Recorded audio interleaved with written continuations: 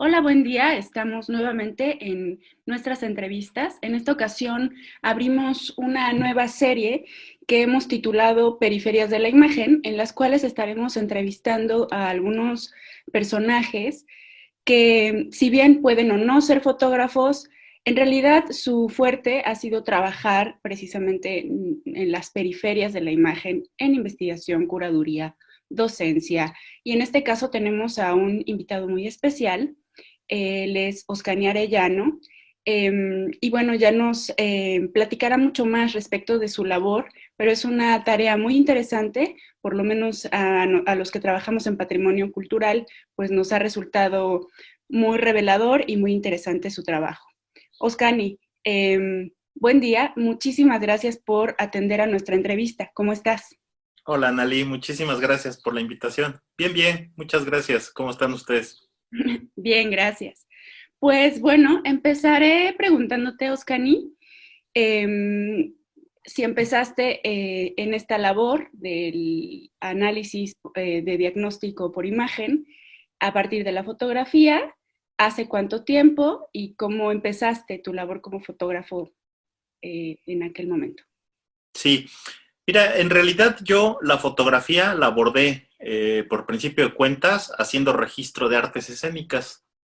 Yo hice fotografía de danza como 8 años, un poquito de teatro, pero sobre todo de danza, y freelanceé con la Coordinación Nacional de Danza de Bellas Artes. Y bueno, cubría eventos en Palacio de Bellas Artes, Centro Nacional de las Artes, Centro Cultural del Bosque. Así fue como yo entré con la fotografía, como encantado con la forma y el movimiento, ¿no? Este, a lo largo de mi vida, el arte ha estado presente de muchas formas, desde los hábitos familiares. Mi abuela fue pintora egresada de San Carlos, mi madre es pintora, mi padre es arquitecto y los dos hacen fotografía, entonces lo visual estuvo como muy presente desde que yo tengo uso de razón, ¿no?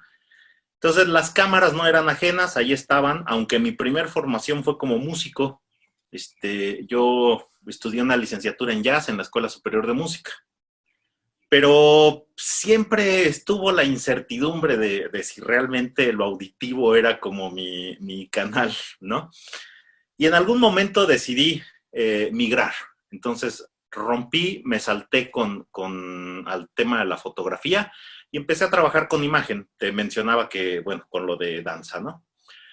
Sin embargo, a lo largo de mi vida siempre ha habido un interés muy fuerte por la historia del arte. Entonces, en algún punto decido abordar los estudios sobre historia del arte de una manera más profunda, pero este salto, esta primera ruptura en mi vida de la música a la fotografía, pues fue fuerte, fue una transición como considerable, ¿no? Entonces yo no quería arrancar completamente así desde un inicio total, ¿no? Y en mis divagaciones y andares y buscares de la vida, yo me preguntaba cómo podía vincular a la historia del arte con la fotografía, porque lo más obvio podría ser bueno, pues abordar la historia del arte desde el estudio de la fotografía. Claro. Pero la fotografía no se me antojaba como estudiar la fotografía, sino la fotografía se me antojaba como una forma de expresión de otras cosas. Y a mí lo que me interesaba era la pintura de caballete. El óleo y la pintura de caballete son así como un gusto muy, muy, muy profundo, ¿no? Y entonces, algún día, caminando por el centro de Querétaro, no es cierto, cubriendo un evento de unos murales que estaban realizando en la colonia Hércules, allá en Querétaro, Ujú. conocí a una persona, Analí, me parece que se llama, ¿sí? Y traía una cámara en las manos. Y entonces me acerqué a platicar un poquito con ella y ella fue quien me habló en aquel momento de unas técnicas fotográficas que se utilizaban en conservación y restauración. Entonces, bueno, se despertaron así como todas las curiosidades y las inquietudes y me metí a indagar sobre esas técnicas y entonces, bueno, encontré en ellas una forma excelente de conservar como mi trayectoria como fotógrafo, pero de girar hacia la cuestión de la historia del arte. Entonces, ahí estuvo como toda la cohesión de estas corrientes y empecé a hacer mis primeras investigaciones sobre las técnicas, qué técnicas eran, cómo se desarrollaban, cómo funcionaban, para qué servían y todo esto, ¿no? Y bueno, lo primero que me encontré fue como una escasa publicación de artículos al respecto y por otro lado, pues una laguna de conocimiento entre el mundo de la conservación, de la restauración, de la historia del arte y de la fotografía. Como que ninguno de estos campos abordaba muy a fondo estas técnicas fotográficas, aunque era una necesidad común, no existía como una línea que ahondara en una forma especializada de la imagen orientada al estudio de pinturas, ¿no? Y pues ahí fue donde empezó toda la historia. Así fue como me metí. Estupendo. Ahora cuéntame justo pues de qué se tratan estas técnicas fotográficas y en dónde empezaste a incursionar en ellas, a practicarlas y qué, digamos, cómo se ha movido esta investigación para ti. Sí, mira, bueno, respecto al proceso, como dando continuidad un poquito a la historia que te mencionaba, eh, el primer ensayo, así como el primer ejercicio de una persona restauradora que me dijo, sí, a ver, vente a curiosear para acá, fue la maestra Laura de la Isla. Ah, genial, sí. Sí, ella me invitó a su taller, tenía una obra, yo ya había hecho un poquito de indagación y de investigación, incluso ya había adquirido algunas luces negras, ya mi equipo de fotografía de iluminación para visible también pues ya lo tenía, entonces ella me abrió la puerta como para meterme a registrar la primera obra y bueno, pues fue súper interesante los primeros resultados y pues como resolver primero las primeras consideraciones técnicas, ¿no? Porque yo llegué completamente así como en blanco. Posteriormente, bueno, por circunstancias de la vida, ahí en el Museo de Arte, Nacional. no, en el Museo de Arte, sí, en alguna reunión ahí, gracias a MacGregor, conocí yo a Bernardo Sarvide. Y entonces esta relación con Bernardo, pues fue tremenda, porque él fue quien abrió la puerta del Museo Regional de Querétaro y bueno, o sea, abrió completamente no solo el museo, sino la bóveda como para entrar e indagar todo lo que uno quisiera, ¿no? Y ahí ya en el museo, gracias a la gestión y a la accesibilidad que permitió Bernardo Sarvide, empecé a colaborar con Rosario Bravo y empezamos a hacer ahí como, pues triangulando un poquito ahí los procesos de investigación, de indagación. Y ahí fue realmente donde pude desarrollar a fondo y a conciencia una investigación que a la par de que decido yo entrar a estudiar la licenciatura en docencia del arte, tomo todo ese proceso, esos 4 o 5 años de investigación y de indagación, y pues los vuelco en la tesis, y se queda todo ese registro ahí, ¿no? Respecto a su aplicación, puede tener como 2 líneas muy generales. La primera puede estar como muy orientada hacia lo que es conservación y restauración.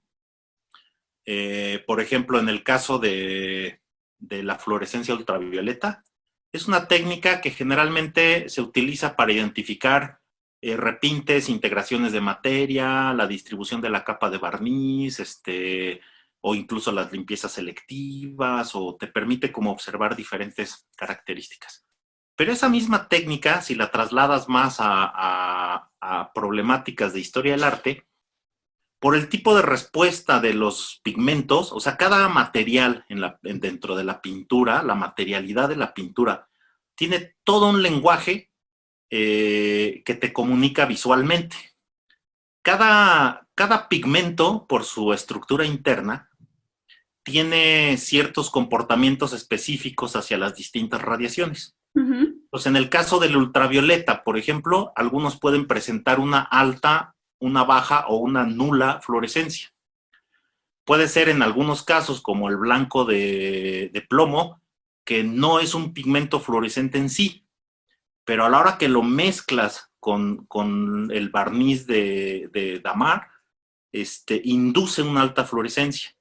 Entonces hay una serie de reacciones y de respuestas ahí que se van generando por una serie de... Es una relación material de radiación que se utiliza y de filtraje que se emplea en la cámara. Y esta como acción tripartita produce unas respuestas muy específicas que las podrías ver como una especie de ADN de cada material. Entonces, a través de esto tú puedes caracterizar y mapear los materiales en una pintura y bueno, pues identificar y discriminar materiales.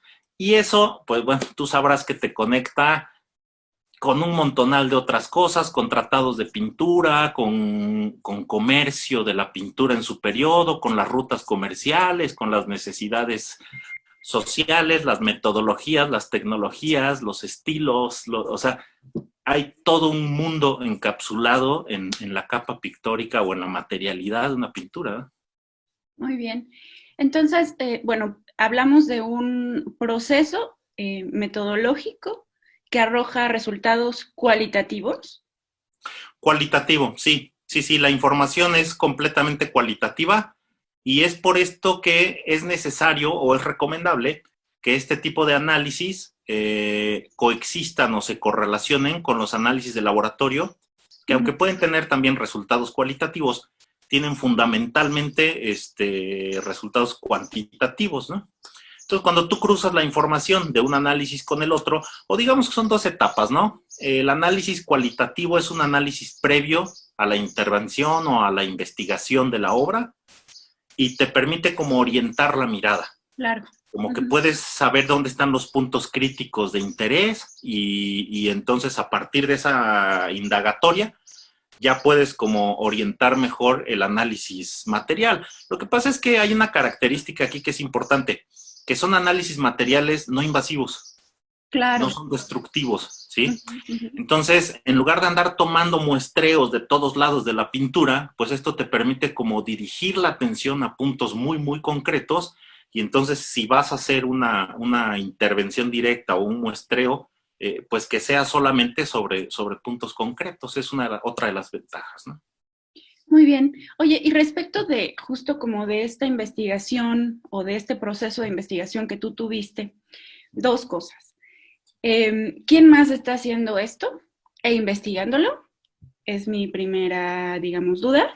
Y la otra pregunta es, si hay un proceso de caracterización, que es importante en este tipo de análisis cualitativos, no únicamente sobre una sola obra, sino, digamos, sobre un periodo, sobre, ¿sabes? Algo que pueda arrojarnos una generalidad a partir de una particularidad.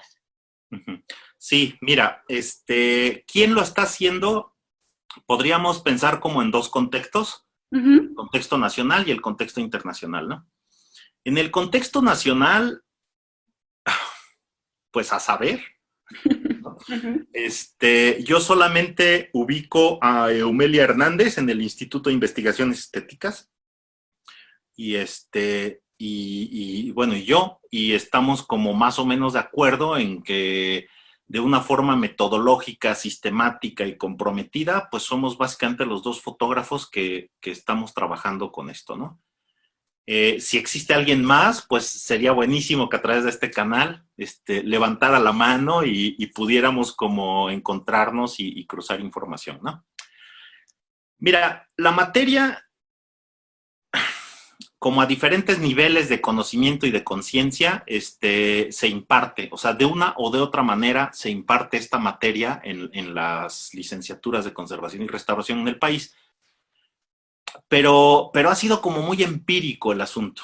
Entonces, una de las cosas que yo persigo a través de la investigación es justamente la sistematización del procedimiento, ¿no?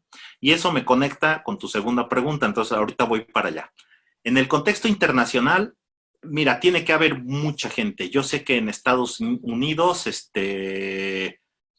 hay gente que está como muy involucrada con esto, pero que yo te pudiera decir directamente que yo conozco, está Antonino Cosentino en Sicilia, en Italia, que ha hecho un trabajo tremendo. Él es él tiene un doctorado en física y está relacionado de alguna forma con cuestiones ópticas. Entonces él llega a la fotografía a través de la cuestión óptico-físico y por eso es que es relevante su trabajo respecto a la indagación que ha hecho con filtrajes y radiaciones y este tipo de cosas. Ha abordado como esta problemática desde otro lado. Y él, vinculando un poco a esto que me decías de, sí, el muestreo es una herramienta fundamental, porque todo va a ser especulativo hasta que no se tenga una serie de valores de referencia o de muestreos experimentales que te permitan identificar este ADN que te mencionaba, ¿no? Yo personalmente he hecho un poco ya de investigación con la licenciada María Castañeda. Hicimos una colaboración, se cruzaron nuestras tesis.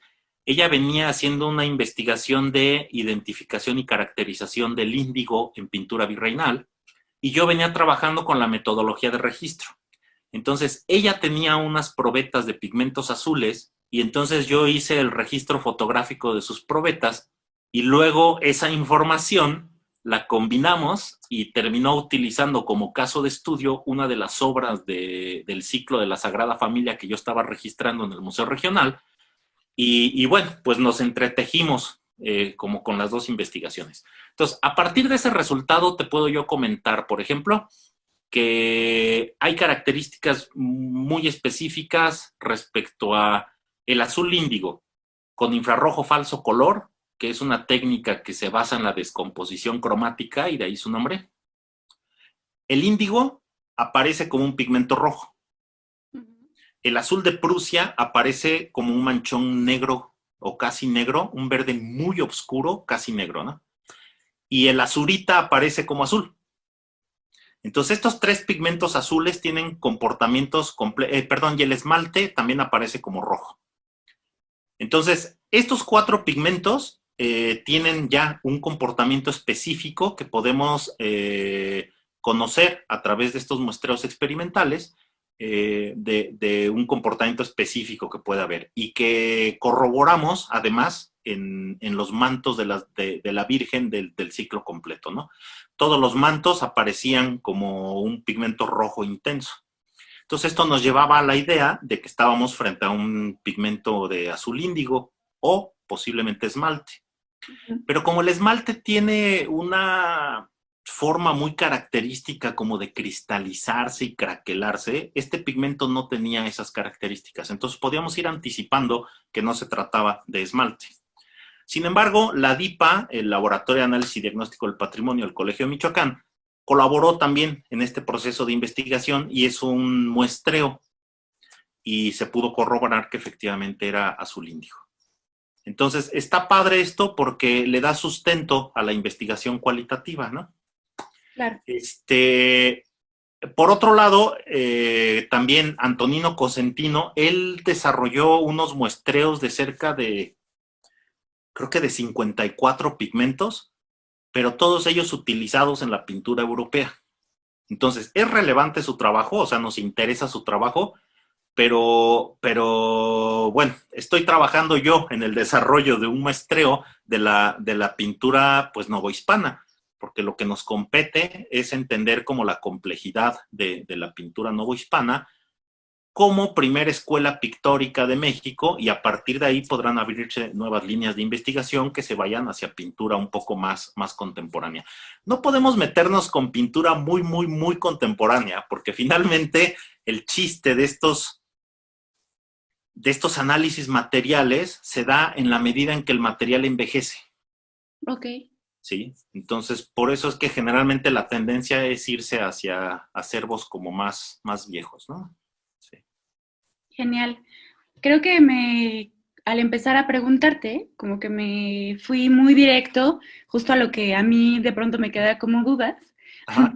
pero quizá sea como regresarme un poco. Sí. ¿Cuáles son estas técnicas, Oscani? Si nos puedes Ok. describir cada una de ellas. ¿Y Sí. cómo lo haces? ¿Cómo lo desarrollas? O sea, llegas y ¿qué sucede? Mira, las técnicas, yo ahorita me estoy centrando en 4 técnicas, que son visible, reflectografía infrarroja, fluorescencia ultravioleta e infrarrojo falso color. Hay otras técnicas como derivadas o variaciones, o sea, está el ultravioleta reflejado, está la fluorescencia infrarroja, está otra serie de técnicas, pero ahorita no voy a meter con ellas porque tampoco yo he ahondado en mi investigación tanto como para ponerme a hablar de ellas, ¿no? Pero estas primeras 4 que estoy trabajando ahorita, bueno, la técnica de visible se centra, pues es la fotografía común, digamos, o sea, la fotografía a todo color que conocemos, ¿no? Es una técnica bien complicada porque se mete con todos los sistemas de gestión de color. Hay una problemática en el mundo digital sobre la interpretación del color. Los sistemas de gestión de color de cada dispositivo son más o menos congruentes en el paso de la cámara fotográfica a la pantalla de la computadora. Pero es un desastre cuando pasas del mundo RGB a la impresión en pigmento, ¿sí? Entonces, bueno, yo afortunadamente no necesariamente tengo que irme hasta allá. O sea, yo puedo resolver mis cuestiones como visualización en pantalla y entonces no abandono el mundo RGB, ¿no?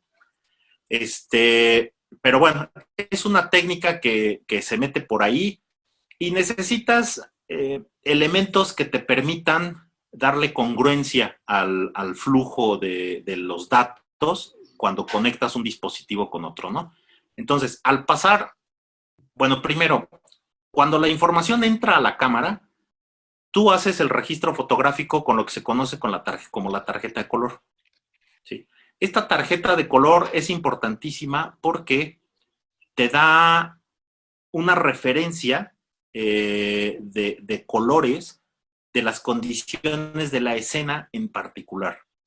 Es decir, lo que registra cierta cámara con cierto equipo de iluminación y en ciertas condiciones espaciales, porque hay que tomar en cuenta que si tú estás en un estudio fotográfico con todos los muros pintados en gris medio, bueno, pues estás del otro lado. Pero a mí me pasó, por ejemplo, en el Museo Regional, que de repente todos los muros son como anaranjados. Entonces, a la hora que tú registras la pintura en un espacio con este rebote de luz, pues te introduce contaminaciones. Entonces, es un problema, ¿no?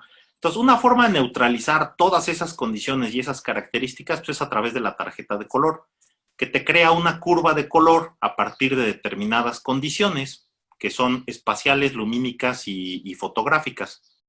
Y entonces tú puedes hacer una corrección en el proceso de edición. Para poder visualizar de forma congruente todo esto que hicimos antes, necesitas también el calibrador de pantalla. Y entonces es la forma más o menos en la que vas encadenando lo que se conoce como el flujo de trabajo. Entonces, podríamos meternos ahí completamente y no terminar. Es un tema como bien extenso, ¿no? En el caso de la reflectografía infrarroja o reflectografía infrarrojos, podemos tener como 2 categorías. Lo que es la fotografía infrarroja, que ahí hay una característica tecnológica también. Todas las cámaras digitales, el sensor de la cámara, tiene un filtro que se conoce como hot mirror. Este filtro tiene un corte de radiación ultravioleta e infrarroja que en fotografía visible se consideran contaminaciones.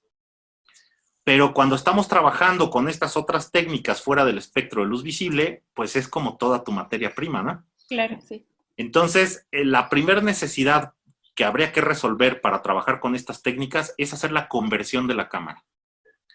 Pero es un problema porque no solo se trata de retirar este filtro, no puedes dejar el sensor expuesto. Entonces, el asunto aquí es encontrar un especialista que tenga filtros con esas características de tamaño y características ópticas que te pueda sustituir el filtro. Y bueno, hay gente que lo hace, ¿no? Entonces, una vez que tú haces esta conversión, lo que sucede es que la conversión se llama al espectro completo. Significa que colocas un filtro transparente que entonces abre la puerta a todo tipo de radiaciones. Pero entonces necesitas controlar el rango del espectro donde tú quieres trabajar con filtros externos que colocas en el frontal del objetivo. Y entonces ya, tú puedes cortar visible y ultravioleta y quedarte a trabajar solo en infrarrojo, o puedes cortar visible e infrarrojo y trabajar en ultravioleta, o puedes cortar infrarrojo y ultravioleta y trabajar solo en visible, ¿no? Entonces, te da como el espectro completo, por eso se llama así, ¿no? Bueno, la fotografía infrarroja, digamos que podría tener un antes y un después de la conversión. Podemos hablar de fotografía infrarroja cuando trabajas hasta los 850 nanómetros, que es lo que te permite la cámara con el hot mirror. Pero una vez que tú quitas el hot mirror, abres otra porción que te puede dar hasta los 1100 nanómetros. A partir de ahí ya estás hablando de reflectografía de infrarrojos. Y puedes pasar a las cámaras de uso científico con sensores no CCD o COMOS, sino a las cámaras con sensores de tecnología InGaAs, que te dan hasta los 3000, 5000 nanómetros y es una locura. O sea, lo que haces con estas cámaras es que atraviesas las capas de pintura y llegas al dibujo preparatorio, donde puedes hacer otro tipo de análisis de los bocetos, la composición, los arrepentimientos, las correcciones, abres ahí como todo otro espectro de investigación, ¿no? De estas dos técnicas, de visible y de reflectografía infrarroja, se deriva el infrarrojo falso color. Es una técnica que sucede completamente en el entorno digital. Y entonces combinas dos imágenes fotográficas y haces un intercambio de canales de color, donde viene la descomposición cromática, y entonces obtienes estos archivos digitales que son los que, un poco lo que te ponía el ejemplo hace rato del índigo que se viraba hacia rojo. Entonces, los colores viran hacia tonos específicos y son además riquísimos visualmente porque es muy atractivo al ojo, ¿sí?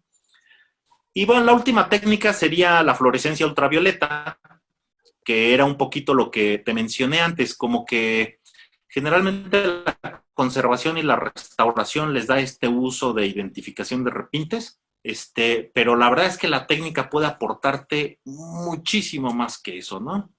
En el caso de la técnica de ultravioleta, ahí hay dos consideraciones. Una, que tú puedes trabajar con lámparas con tubos de luz negra o puedes trabajar con lámparas de alta intensidad, que son de análisis y diagnóstico industrial. Es un mundo de diferencia lo que sucede entre una lámpara y otra. Entonces, ahí las características vienen determinadas un poco por el uso que le vas a dar a la imagen. Si tu interés es únicamente el de identificar repintes y ver la distribución de la capa de barniz y demás, una lámpara de luz negra con un buen filtro, con un buen revestimiento, te puede resolver esa parte. Pero si lo que quieres es meterte a un análisis de caracterización y discriminación de materiales, para que no te mienta la iluminación con los comportamientos, porque aquí el color del pigmento va a ser fundamental. Entonces sí tendrías que estar trabajando con una lámpara de alta intensidad para que te dé como resultados mucho, mucho más fieles de lo que hay ahí en la pintura, ¿no? Así, a grosso modo, son como las problemáticas.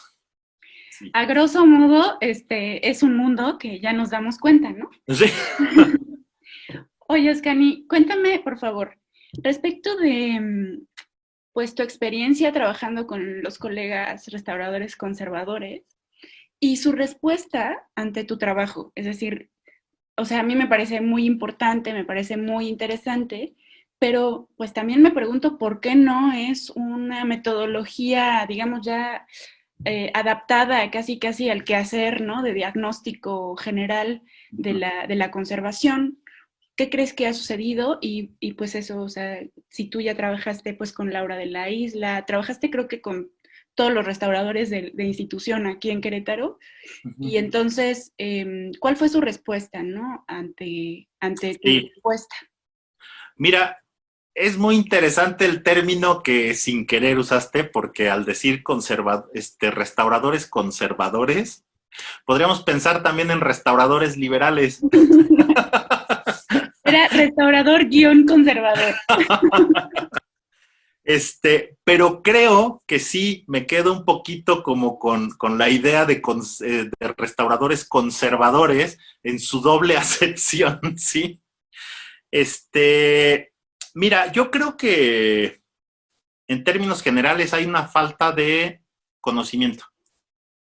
Creo que el problema central es que, o sea, saben que existen las técnicas, saben que sí es importante integrarlas, pero desconocen el verdadero potencial que tiene la imagen científica en términos de comunicación de la obra. Uh-huh. Y entonces por eso yo creo que no ha habido dentro de los programas académicos, ahora, tampoco es que haya gente especializada. Regresando un poco al planteamiento original de las personas o sea, que estamos hablando a conocer, pues, ¿no? Que en México tenemos 2 personas que están trabajando en esto. Entonces, imagínate, o sea, 2 personas frente a todo el acervo cultural que tenemos.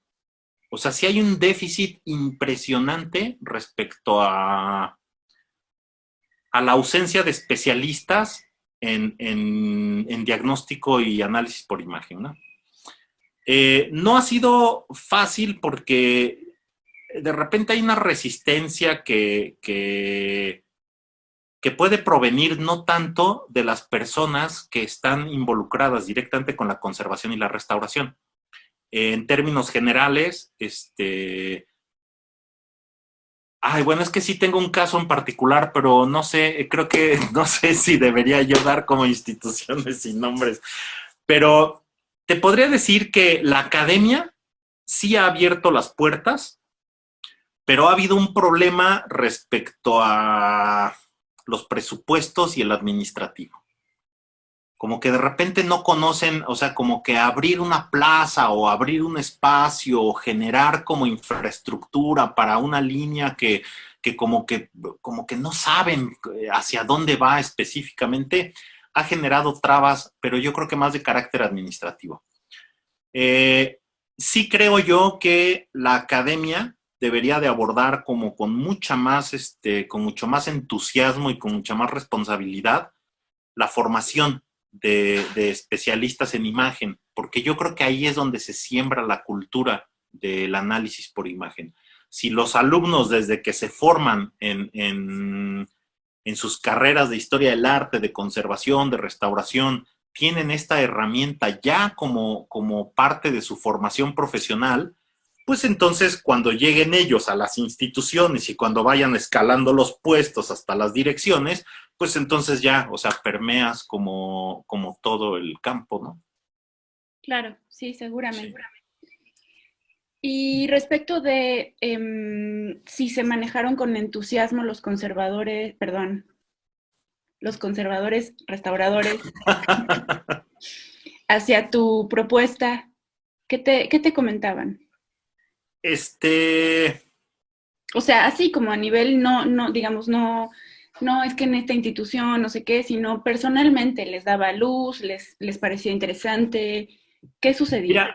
Mira, generalmente la imagen tiene como un tremendo poder persuasivo. Entonces, antes de ver las imágenes de lo que se puede hacer, generalmente la respuesta es un poco... Mira, hay una respuesta que he escuchado en 3 ocasiones de cargos importantes, que la primera reacción es decir que en la Escuela de Conservación y Restauración no forman fotógrafos, ¿no? Y yo creo que es un tremendo error, porque sí deberían formar fotógrafos, porque no estás formando un fotógrafo artístico, no estás formando un fotógrafo estético, estás formando un fotógrafo científico. Entonces, yo creo que sí deberían formar fotógrafos. Yo creo que ahí ya hay un error de percepción. Y te hablaba yo de una laguna en el conocimiento, porque justamente si la academia, digamos que aquí tenemos 2 mundos, el mundo de la historia del arte y la conservación y el mundo de la fotografía. Como que puedes llegar por los 2 lados a la obra de arte, ¿no? Entonces, el fotógrafo tiene la capacidad técnica para abordar las técnicas de análisis, pero no tiene como el conocimiento de cómo interactuar con la obra, ¿sí? No conoce a lo mejor el valor total de la obra, cómo debe manipular a la obra, no conoce como las problemáticas de la historia del arte y la conservación, y entonces, bueno, habría que abrir en el mundo de la fotografía una línea especializada que los aproxime a estas otras personas que sí tienen todo ese conocimiento. Y por otro lado, pues un poco lo mismo, o sea, la parte que sí conoce la obra, que sí conoce los cuestionamientos y las problemáticas de la historia del arte, de la conservación, de la restauración, qué quieren indagar, qué quieren revisar, qué quieren analizar, qué, ¿no? O sea, como toda esta parte, pero no tienen o la capacidad técnica para hacer la fotografía, o no tienen el equipo, porque la fotografía, o sea, no, cuando empiezas a invertir en equipo profesional de fotografía, pues no es así como un hobby ligerito, ¿no? O sea, sí necesitas gastarte una fortuna en equipo. Entonces, yo siento que algo está faltando ahí en medio que aproxime a la persona que tiene el conocimiento técnico y el equipo con la persona que tiene las interrogantes y las formas de relacionarse con la obra. Hay algo ahí en medio que ninguna de las dos academias ha terminado como, o los de los dos campos de conocimiento, ha terminado como decir, bueno, pues yo le entro, o sea, yo formo a los especialistas, ¿no? Creo que no sé, la visión que yo tengo ahora más centralizada aquí en la Ciudad de México, te podría decir que a lo mejor la Facultad de Artes Visuales de aquí de la UNAM debería de estar abordando como este tipo de formación académica que pudiera ir permeando después poco a poco hacia otros lados, ¿no? Digo, se puede abrir desde donde sea, o sea, podría ser la ECRO, podría ser quien sea, pues, pero sí falta como la iniciativa de dar este paso adelante y decir, yo me comprometo con abrir un programa de especialización fotográfica, ¿no? No hay quien haya dicho eso.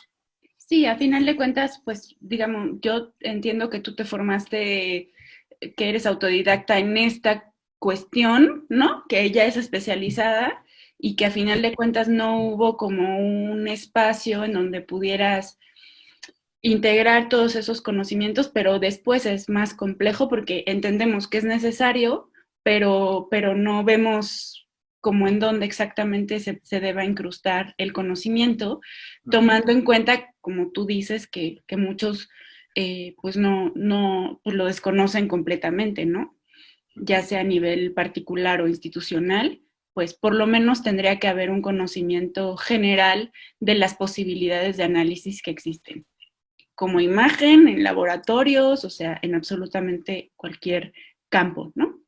Sí, pues Eh, en eso estoy trabajando, un poco como espero yo ahora empezar a dar una salida más seria en redes y yo espero tropezarme por ahí como con el catalizador que pueda impulsar esto. Porque sí ha sido un trabajo, hoy por hoy ya es un trabajo de aproximadamente 8, 9 años. Entonces sí se ha recabado una buena cantidad de conocimiento, ya está toda la metodología de registro desarrollada, estoy en el proceso de hacer todos los muestreos de color, una paleta, un análisis de la paleta que no existe, ¿no? O no desde la visión de las técnicas de análisis y diagnóstico. claro.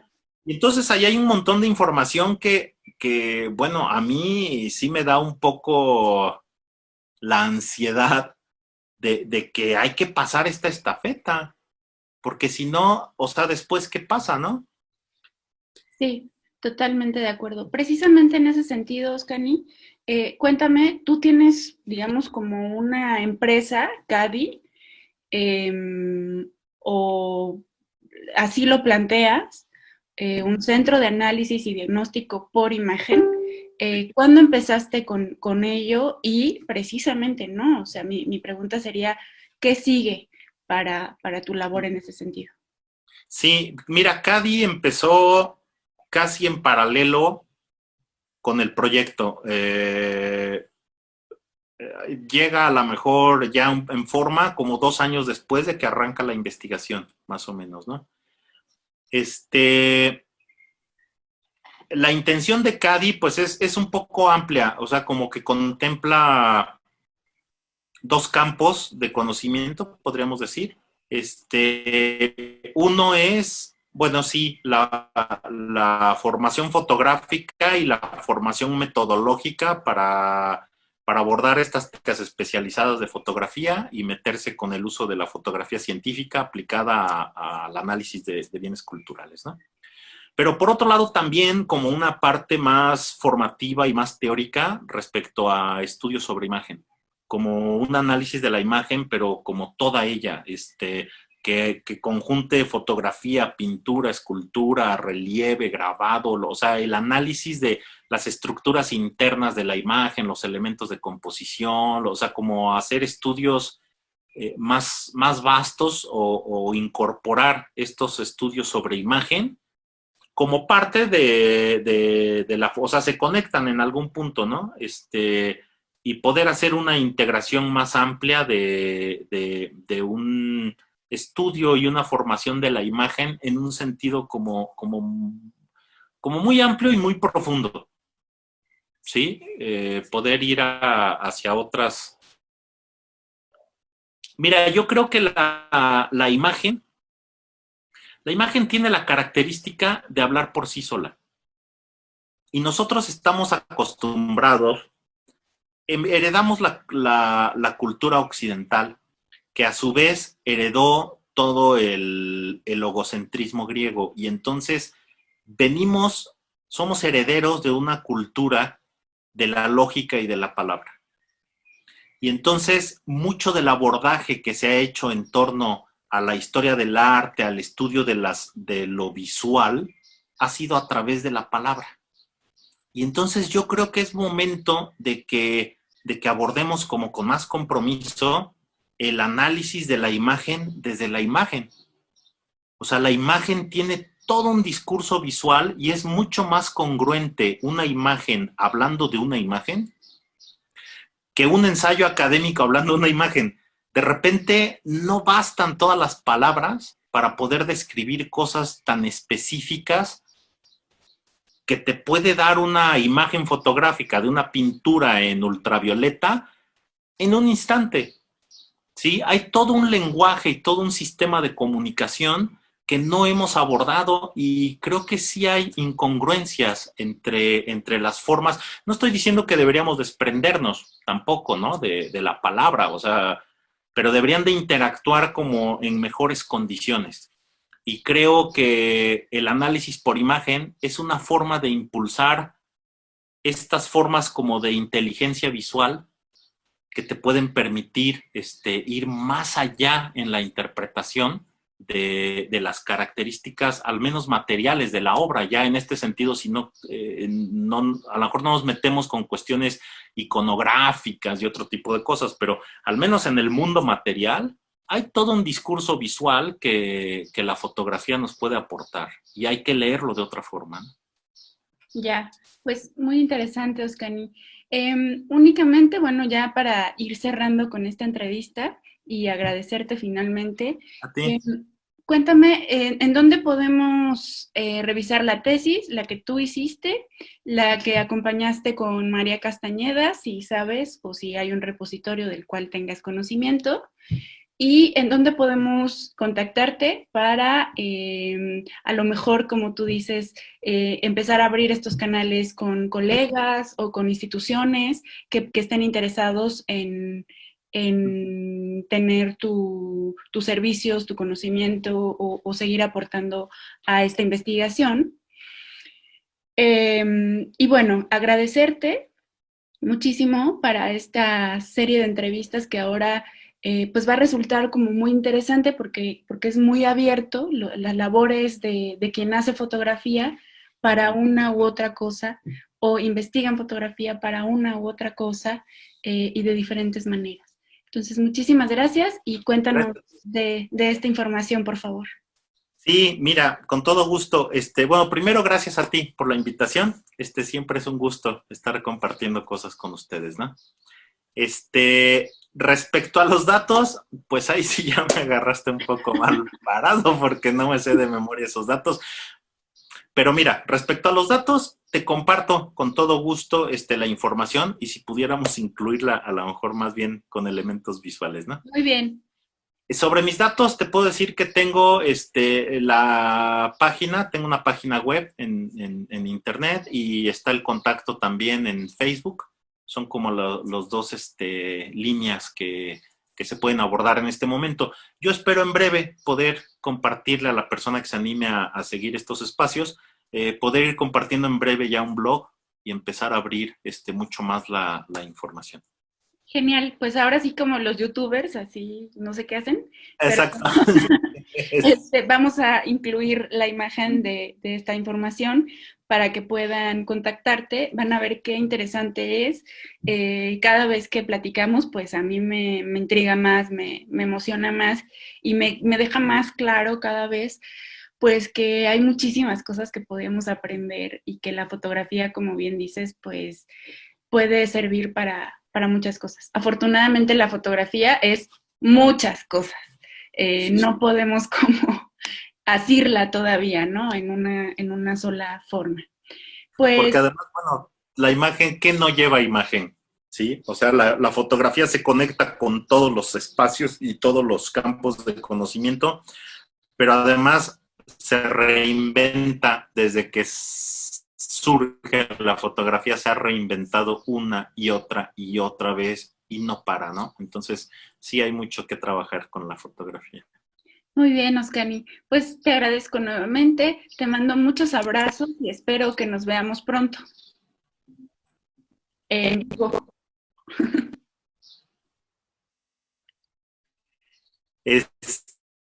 Este, te escuché muy entrecortada al final, pero alcancé a escuchar que espero que nos veamos pronto. Yo también espero que nos veamos pronto. Te agradezco mucho y te mando un abrazo. Muchas gracias.